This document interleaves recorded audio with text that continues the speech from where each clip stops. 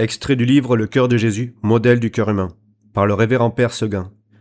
Publié le 26 avril 1876. Actualité de la dévotion au Sacré-Cœur. Entre toutes les considérations que suggère l'étude du cœur de Jésus, ce cher et doux objet de nos pensées, il en est une que nous choisissons de préférence, parce qu'elle nous semble répondre mieux aux exigences de l'heure présente. Nous trouvons dans la dévotion au Sacré-Cœur de Jésus un caractère frappant d'actualité. Une chose est actuelle quand elle présente une raison d'être, un intérêt particulier, une utilité spéciale au temps dans lequel nous vivons. Il en est ainsi de cette dévotion. Elle a de nos jours sa raison d'être, plus que jamais. Elle est devenue populaire, elle doit être le salut de la France. Elle a sa raison d'être plus particulièrement de nos jours. Dieu ne fait rien sans motif. Quand il a donné à la France et par la France au monde entier la belle et chère dévotion au Sacré-Cœur, il avait ses desseins. Le jour de la fête de Saint-Jean, le disciple que Jésus aimait se présenta à Sainte Gertrude et lui dit « Épouse choisie de mon maître, venez, reposons ensemble notre tête sur la très douce poitrine du Seigneur, où sont tous les trésors du ciel. » Il la prit donc et la conduisit avec lui en la très aimable présence de notre Sauveur.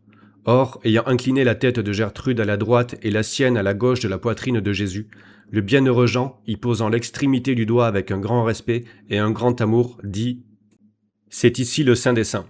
Tous les biens du ciel et de la terre y sont renfermés comme en leur centre. » Cependant, les battements du cœur de Jésus ravissaient l'âme de Gertrude. « Bien-aimé du Seigneur, dit-elle à Saint Jean, ces battements harmonieux qui réjouissent mon âme, ont-ils réjoui la vôtre quand vous reposiez durant la scène sur cette très douce poitrine ? Oui, je les ai entendus, et leur suavité a pénétré mon âme jusqu'au moelle. D'où vient donc que vous avez gardé le silence et que, dans votre évangile, vous n'avez rien écrit pour nous de ces secrets du cœur de Jésus ? Réponse de Saint Jean. J'étais chargé d'écrire à l'Église encore naissante la parole du Verbe incarné de Dieu le Père. Mais la suavité de ce cœur, Dieu s'est réservé de la faire connaître dans les derniers temps, dans la vieillesse du monde, afin de rallumer la charité qui sera notablement refroidie. Nous connaissons maintenant la raison de l'apparition de notre Seigneur, révélant son cœur sacré. Il gardait, il tenait en réserve ce dernier moyen de sanctification, ce dernier effort de l'amour. C'était bien le remède qui convenait aux besoins de cette époque. Une hérésie funeste, le jansénisme, marchait par la ruse à la destruction du christianisme. Ces doctrines désespérantes, condamnées à une inévitable perte des âmes que Jésus-Christ était venu sauver au prix de son sang. En rendant presque impossible la fréquentation des sacrements, le jansénisme tarissait les sources de la vie spirituelle, et au moyen de distinctions subtiles, par son opposition obstinée au décret dogmatique du souverain pontife. Il tendait à ruiner l'autorité de l'Église. Ainsi, il préludait aux luttes acharnées du gallicanisme parlementaire et du philosophisme antireligieux contre la puissance infaillible du siège apostolique. Cette hérésie posait le principe de la révolte contre l'autorité de l'Église, fomentait dans le clergé catholique une déplorable division, sinon directement en matière de foi, du moins en ce qui regarde la morale et la discipline, étouffer l'amour sous la crainte servile et dégoûter de la religion, dont les pratiques étaient montrées comme trop difficiles. Elle tuait les âmes en les éloignant de Jésus-Christ qui est leur vie, et de l'Eucharistie qui est leur aliment. Enfin, elle dépouillait la vertu de ses charmes, la prière de son efficacité, enlevait aux pécheurs l'espérance du pardon, aux pénitents la consolation de la miséricorde. Ainsi, sous un respect apparent de la sainteté et de la justice de Dieu, elle conduisait par degrés jusqu'à l'abandon complet des pratiques religieuses, et de là, à la perte de la foi, aux abîmes de l'impiété, il n'y avait qu'une faible distance. C'était donc en prévision de cette terrible épreuve que le Sauveur nous révélait son cœur adorable. En nous manifestant la tendresse de son amour, en sollicitant un culte spécial pour ce cœur, organe et siège de son amour pour nous, il opposait au mal le remède le plus convenable. Il combattait efficacement la fatale hérésie qui, du même coup, déshéritait l'homme de l'amour de son Dieu et enlevait à Dieu l'amour de ses créatures. Le Seigneur a donc fait à la France son beau et magnifique présent. Il a daigné l'appeler, elle et le monde entier, au culte du Sacré-Cœur. Mais ceux auxquels Jésus s'était manifesté ne lui ont pas rendu, surtout comme nation, amour pour amour. Pendant près de 2 siècles, la dévotion au Sacré-Cœur est comme l'apanage réservé des âmes pieuses, un jardin fermé où elles viennent se réfugier et goûter la suavité de la divine tendresse. La France passe par des vicissitudes terribles, et Jésus continue à nous présenter son cœur. Il y a de nos jours une grande et universelle erreur qui résume toutes les autres.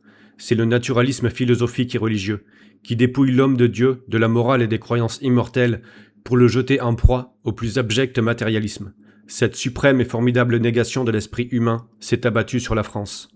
L'Église a protesté, Dieu, de son côté, a parlé par les avertissements de la miséricorde et par les châtiments de la justice, et la France se débat encore dans les angoisses et les frayeurs. Ô cœur de Jésus, puisque votre douce influence est réservée comme une grâce puissante, au dernier temps, lorsque la charité sera notablement refroidie.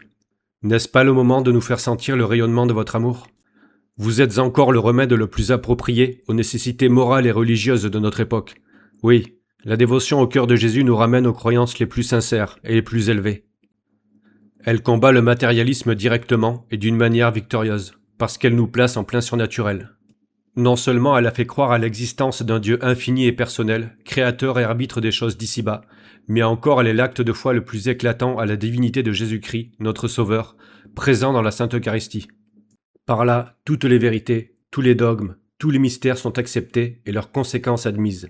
La dévotion au Sacré-Cœur triomphe également de l'indifférence et de l'égoïsme, ces deux plaies de la société moderne. Qui resterait insensible à cette muette éloquence, à l'aspect de ce symbole expressif de la divine charité ? Le cœur humain, dans ce qu'il a de meilleur, est attiré, soumis et vaincu. En voyant un Dieu qui approche l'homme de son cœur, qui l'invite à monter jusqu'à lui, l'humanité comprend le devoir de se dégager de la fange et de la matière, et de prendre des sentiments en rapport avec les intentions de Dieu, et conformes à la destinée d'une âme chrétienne. Ainsi, la dévotion au Sacré-Cœur a toujours son utilité. Elle est éminemment propre aux générations actuelles, et cette puissante affirmation de Dieu, de Jésus et de l'Église confond toutes les erreurs, toutes les impiétés.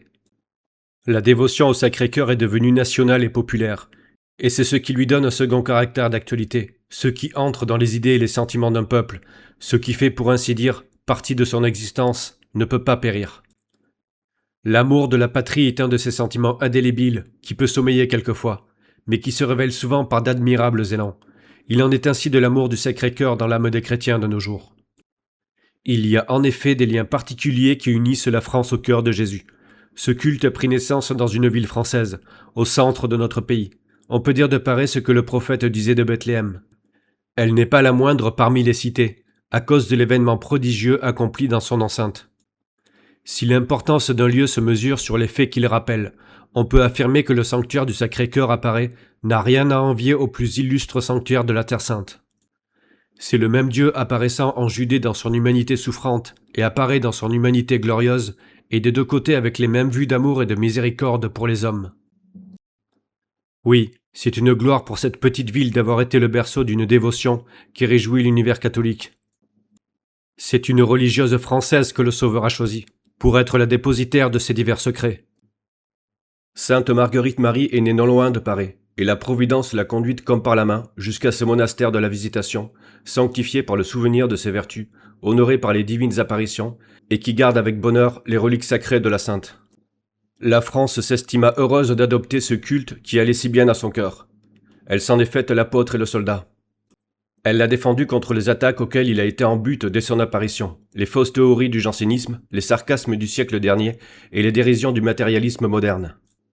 La parole des évêques, des livres nombreux, d'éloquents discours ont vengé le cœur de Jésus, des insultes, de l'ignorance et de l'incrédulité. En 1765, les évêques de l'Assemblée du clergé de France s'engagèrent à établir la dévotion et l'office du Sacré-Cœur dans leurs diocèses respectifs, et sur leur invitation, les autres évêques du royaume suivirent leur exemple. De toutes parts naissaient des confréries, des associations, des congrégations dans l'intention d'honorer le Sacré-Cœur. Les images, les tableaux, les médailles, les statues, en rendant sensible cette dévotion, l'insinuaient peu à peu dans la nation, et des pratiques diverses, inspirées d'une tendre piété, popularisaient le culte d'amour et de réparation. Ce n'est pas assez. Grâce à cette expansion naturelle du caractère français, à cette ardeur de prosélytisme propre à notre race, nous avons propagé au loin la connaissance et l'amour de l'adorable cœur. Nos missionnaires l'ont porté aux contrées les plus lointaines, et si maintenant dans la chrétienté entière, Jésus est honoré dans le mystère le plus touchant de sa tendresse, nous osons dire que la France y a beaucoup contribué. Que les autres nations nous pardonnent ce langage. Nous sommes bien éloignés de déroger en rien à leur mérite et à leur zèle. Nous savons aussi tous les reproches qu'on adresse au peuple français. C'est précisément parce que nous connaissons les fautes publiques qui ont attiré des châtiments si terribles que nous nous plaisons à rappeler une bonne action, gage d'espérance et de miséricorde. Et il y a plus encore. La France a été l'apôtre du Sacré-Cœur d'une manière spéciale, en ce sens qu'elle s'est dévouée et consacrée à lui comme nation. Chose qui ne s'était jamais vue, la France a levé sur les champs de bataille l'étendard du Sacré-Cœur. C'est lui qui a guidé les héros chrétiens dans les combats sanglants de Patay et du Mans. Ils relevèrent l'honneur de nos armes, ils forcèrent les ennemis à rendre hommage à leur valeur, et une fois de plus, ils montrèrent au monde de quel prodige, de courage est capable le soldat qui croit et qui aime. Combattre à l'ombre de ce drapeau, c'est dans la pensée du chrétien une prière qui monte au ciel, un hommage rendu à Jésus-Christ. Il est un signe d'espérance et de protection, et toujours un gage de salut. Et ceux qui succombèrent en le défendant ont eu dans la mort un triomphe plus beau que la victoire. C'est sous l'influence de ce même sentiment d'amour pour le divin cœur qu'est né ce projet, universellement accueilli par les populations, formulé par ces mots « vœu national ». Quelle est cette promesse ? Le vœu national a pour objet d'offrir au nom de la nation entière l'expression solennelle de son repentir en élevant à Paris une église monumentale dédiée au Sacré-Cœur. Et tout est préparé et tout marche activement à la réalisation de ce but. Enfin, il fallait une supplication nationale, une prière faite au nom du peuple, et nous avons vu les belles et splendides manifestations de Paray-le-Monial depuis 1873. Chaque année, plus de 100 000 pèlerins sont venus sur cette terre sanctifiée par les apparitions du Sauveur, à son humble et fidèle servante, et ont adoré l'aimable cœur, répondant ainsi à des actes publics aux prévenances de la divine charité. L'impulsion a été donnée, et le mouvement commencé ne s'arrête point. De toutes parts, des foules nombreuses, sous les rayons du soleil de juin, accourent à Paray pour renouveler ces fêtes magnifiques, vraiment dignes des regards du ciel. Le Sacré-Cœur est devenu l'objet de la préoccupation générale. On en parle dans les villes comme au fond des campagnes les plus retirées. Désormais, ce nom autrefois connu seulement de ceux qui parlaient la langue mystique est devenu populaire. Le cœur de la France s'est donné au cœur de Jésus, c'est un fait. Factum est. La dévotion au Sacré-Cœur doit être le salut de la France, et sous ce rapport, elle convient bien à l'heure présente. Sainte Marguerite Marie Alacoque a écrit ces paroles significatives. Ceux qui contribuent à propager cette dévotion s'attirent par là l'amitié et les bénédictions de l'aimable cœur de Jésus. Qu'il est puissant, s'écrie-t-elle encore, le divin cœur, pour apaiser la colère de la divine justice que la multitude de nos péchés a héritée, en attirant sur nous toutes les calamités dont nous nous trouvons affligés. Mais il faut prier, afin qu'il ne nous arrive pire. Les prières communes ont un grand pouvoir auprès du Sacré-Cœur, lesquelles détournent les rigueurs de la justice divine, se mettant entre elles et les pécheurs, pour obtenir miséricorde. Ces promesses sont-elles encore applicables à notre époque ? Est-ce que la France doit encore attendre son salut de la dévotion au Sacré-Cœur ? Oui, sans doute. Les intentions bienveillantes du Sauveur n'ont pas changé. La France est toujours chère à son divin cœur et elle lui sera consacrée. Ainsi, nous ne craignons pas d'être démentis lorsque nous affirmons que, dans la conviction de tous, la seule explication possible de ce mouvement de dévotion qui entraîne les populations au sanctuaire de Paray-le-Monial, c'est que le salut de la France est en cause. Voilà pourquoi tout ce que le pays possède de plus fervent et de plus patriotique accourt en ce lieu béni. Ceux qui ne veulent pas le voir ni l'avouer le sentent plus ou moins confusément et en conviennent dans le fond de leur âme. D'ailleurs, Jésus-Christ a promis de sauver ceux qui invoqueraient son Sacré-Cœur et qui mettraient en lui leur confiance. Il a fait davantage. Il a offert à la France de mettre en œuvre tous les trésors de sa divine puissance. Il lui a demandé, pour ainsi dire, de vouloir bien en user pour le salut de ses enfants. N'est-ce pas trop d'avoir laissé passer 2 siècles sans répondre à ses prévenances ? N'est-il pas temps de venir au Sacré-Cœur de Jésus, comme à notre unique espérance ? N'avons-nous pas assez expérimenté qu'il n'y a pas d'autre moyen de salut ? Oui, le Sacré-Cœur est le remède révélé par une parole divine. C'est lui qui guérira toutes nos plaies sociales. Autrefois, le peuple de Ninive, sous le poids des menaces du châtiment, s'humilia devant le Seigneur et voulut conjurer les maux terribles, prêts à fondre sur lui. Alors il fut ordonné que tous les habitants sans exception prendraient part aux œuvres de pénitence destinées à fléchir la colère de Dieu. Le Seigneur puissant et redoutable vit l'humiliation de ce peuple. Il entendit le cri de ses supplications. Si nous imitions l'exemple des Ninivites, si en reconnaissant nos égarements nous implorions la miséricorde divine, ne serions-nous pas exaucés ?